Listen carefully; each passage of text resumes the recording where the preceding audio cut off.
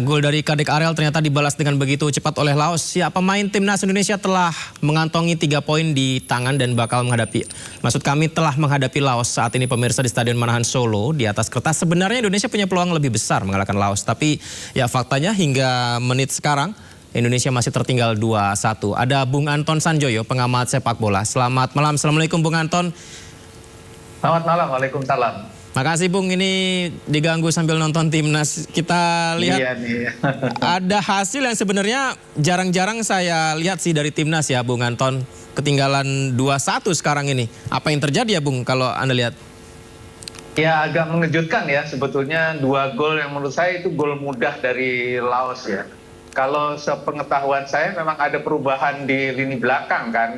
Dan kelihatan betul Kadek Arel ini agak kikuk gerakannya ya, mungkin ya kurang jam terbang. Tapi memang ini kan sebagian besar adalah pemain-pemain U22 yang lama tidak berkumpul, lama tidak main competitive matches. Kemudian mereka hanya berkumpul kurang lebih mungkin 3 minggu ya full.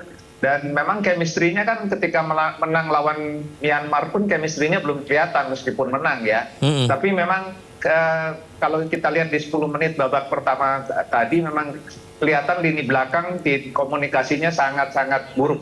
Dan itu yang mengakibatkan 2 gol tercipta dari Lao. Yang Lao ini kan sepanjang pertemuan dengan Indonesia nggak pernah menang ya. Terakhir tahun 2012 saja kan imbang 2-2, itu pun karena Indonesia sudah lolos yang saya ingat ya. Jadi memang hanya di babak grup dan tidak menentukan apa-apa waktu itu. Tapi sekarang harusnya sih bisa mencetak lebih banyak gol lagi ya, karena sudah ketinggalan 2 harusnya sih full menyerang, karena formasinya juga formasi serang kan 3-4-3. Jadi itu formasi yang sangat ofensif dan harusnya sih bisa bikin gol lebih banyak daripada Laos. Satu hal yang menarik untuk dibahas tentang pemain yang kemarin mainnya lumayan atau bagus lah ya melawan Myanmar, belum dimainkan dari menit awal. Asnawi yang kemarin membuat gol saat ini dicadangkan. Victor Detan dan Robby Darwish juga tidak bermain dari menit awal. Kemudian Dava menggantikan Cahya Supriyadi. Sebenarnya maksud dari Sinteyong ini apakah ini adalah sebuah eksperimen, jadi masih belum menemukan bentuk tim U22 di AFF ini atau gimana Bung? Sebetulnya pertandingan babak kedua melawan Myanmar itu sebetulnya bentuknya udah kelihatan kan. Waktu Detan masuk, Asnawi masuk, itu kan formasi serangannya lebih intens. Saya menduga Detan akan dimainkan lebih awal, bahkan juga Asnawi. Tapi saya nggak ngerti apa yang di dalam pikiran Sintayong ya. Bahkan kiper pun diganti gitu.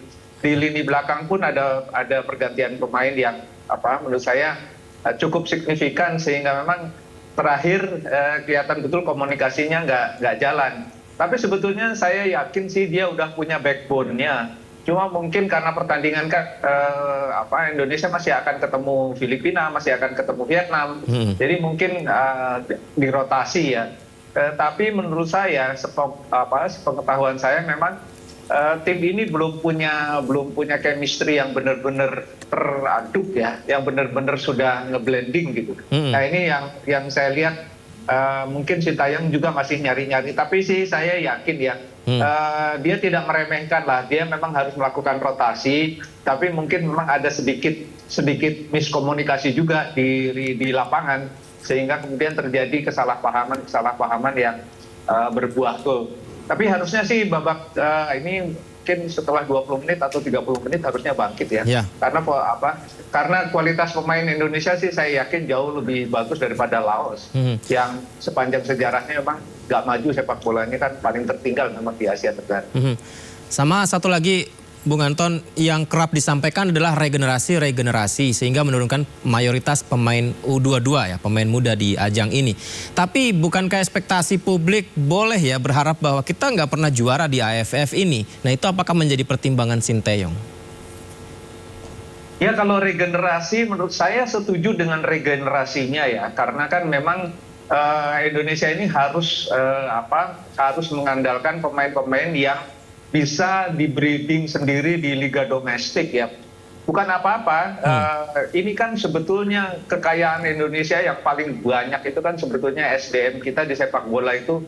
Kalau mereka dibina dengan serius kan bisa menghasilkan pemain-pemain yang bagus gitu. Oh ya, Bung Anton, ini timnas ternyata sudah mencetak gol juga melalui Ferrari sepertinya. skor 2-2. 2-2 ya, saya berharap sih mereka bisa mencetak gol lebih banyak lagi ya. Karena kalau dari sisi kualitas kan seperti yang saya katakan tadi, ini yang U22 ini kan sebenarnya banyak yang sudah dipegang Sintayong juga, banyak yang sudah berkiprah di level internasional meskipun jam terbangnya masih sangat minim. Kecuali beberapa yang senior ya seperti Asnawi, Marcelino, Pratama Arhan, yang lain menurut saya harus diberi jam terbang. Dan ini memang kesempatan terbaik ya di AFF ini di level internasional, meskipun kelasnya hanya AFF, tapi tetap kan eventnya event internasional. Jadi itu memberikan pengalaman yang berharga lah. Saya harap sih mereka terus berkembang sesuai dengan kemampuannya dan Sintayong bisa menurunkan semua ilmunya kepada pemain-pemain ini. Ini sambil juga memantau. Sebenarnya tadi ada gol yang diciptakan, tapi entah apakah sekelimit ini menjadi pertimbangan yang tidak jadi golnya. Ya kita tunggu saja ya, Bung Anton seperti apa lengkapnya. Yang jelas saat ini Indonesia tengah berjuang karena kebobolan 2 gol lebih dulu dari Laos. Terakhir mungkin Bung Anton Sanjoyo, ekspektasi paling realistis apa pada tim ini dengan mayoritas pemain muda untuk ikut di ajang AFF 2024 ini? Seperti ketika mengalahkan Myanmar, saya cukup kaget ya melihat penampilan mereka yang apik di babak kedua. Kalau Myanmar bisa dikalahkan dengan mayoritas pemain senior, harusnya sih kita bisa menghadapi Vietnam juga yang akan menjadi lawan terberat ya. Amin. Kalau menghadapi Vietnam bisa paling tidak draw atau bahkan bisa menang ya lawan Thailand atau siapapun nanti di babak knockout bisa sampai ke final. Saya berharap seperti itu. Ya memang ekspektasinya tidak harus juara lah karena menurut saya, karena U22 ini kan memang lagi cari pengalaman. Tapi kalau bisa juara, why not? Kenapa tidak gitu loh. Dan ini bisa menjadi sejarah juga kan. Bisa pertama kalinya menjadi juara AFF. Baik, Bung Anton terima kasih atas waktunya. Kita doakan semoga saja Indonesia bisa bangkit ya dan juga bisa meraih kemenangan di pertandingan melawan Laos ini. Selamat malam, terima kasih. Sama, terima kasih. Ya, pemirsa, menghadapi Laos di Stadion Manahan Solo hari ini. Saat ini Indonesia sebenarnya tampil percaya diri. Skuad Garuda juga punya rekor bagus menghadapi Laos di sepanjang ASEAN Cup atau Piala AFF, pemirsa.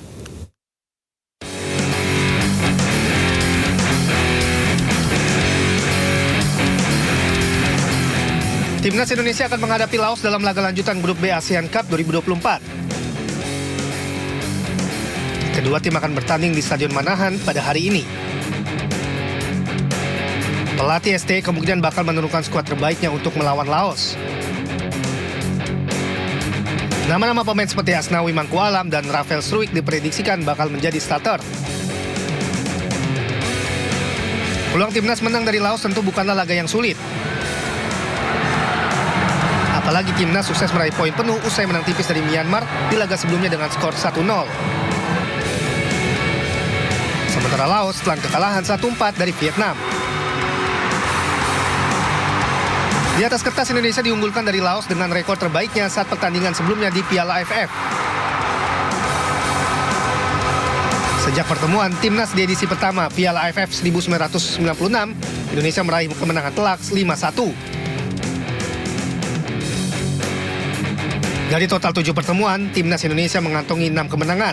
Sementara Laos hanya menahan imbang di tahun 2012 dengan skor 2-2. Timnas Indonesia di 4 pertandingan bahkan meraih kemenangan telak di tahun 2004, 2010, 2014, dan 2021.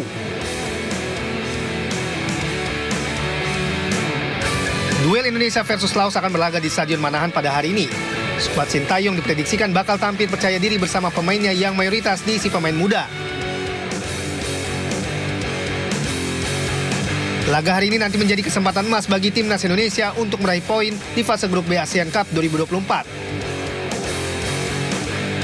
Tim Liputan melaporkan.